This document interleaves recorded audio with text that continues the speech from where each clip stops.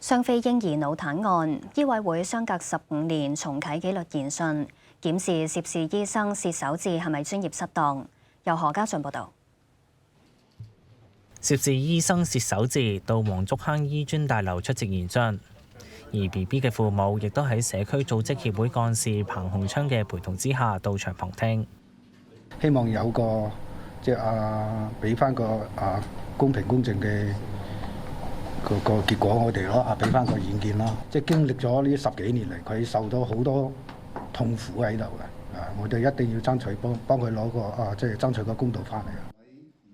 呢對內地夫婦2009年嚟香港生 BB， 仔仔黎遠健喺浸會醫院出世，其後懷疑受感染導致腦癱同四肢殘障。2010年向醫委會投訴，質疑涉事醫生薛守志未有及時跟進同處理。醫委會事隔超過15年之後重啟研訊，傳召當年凌晨3點發現 BB 四肢僵硬同有汗嘅護士作供。代表醫委會嘅資深大律師雷世傑問護士點解發現病人出現醫療狀況嘅時候冇立即打俾薛守志，護士就解釋當時認為 BB 可能係續奶，當情況穩定之後已經立即通知醫生。雷世傑再指出 BB 大約清晨6點再出現狀況，但係護士都冇再打俾醫生。護士就解釋佢當日凌晨4點幾曾經同薛守志通電話，薛守志當時話會提早返醫院了解。薛守志嘅代表律師石善明就提到，薛守志喺電話入邊有叫護士要為 BB 做全身檢查，護士回應話冇印象。律師再指出，薛守志曾經指示護士要觀察 BB 嘅全身動作、血氧飽和度，護士就話冇聽過。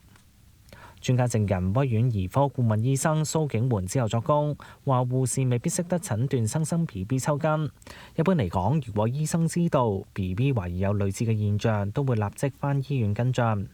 律師就問護士喺凌晨3點半懷疑 BB 抽筋，4點幾先打俾醫生係咪合理？蘇景桓就話護士同一時間或者需要處理好多 BB， 護士嘅做法並非唔合理。醫委會舊年一度裁定永久擱置今次研訊，直到醫務衛生局局長盧寵茂介入覆核之後，先決定重開。Now TV 記者何家俊報道。港燈下個月燃料費每度電下調4.4仙。港燈宣布燃料費下個月起下調至到每度電26仙，按月減4.4仙。主要係由於按月調整機制有遞延效應。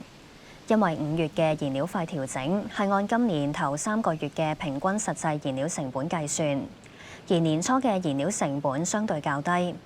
港燈強調，中東戰事爆發之後，燃料採購成本驟升嘅影響將會無法避免，預計高昂燃料成本將會由年中開始反映，到時燃料費將會顯著上升。休息返嚟繼續新聞時間。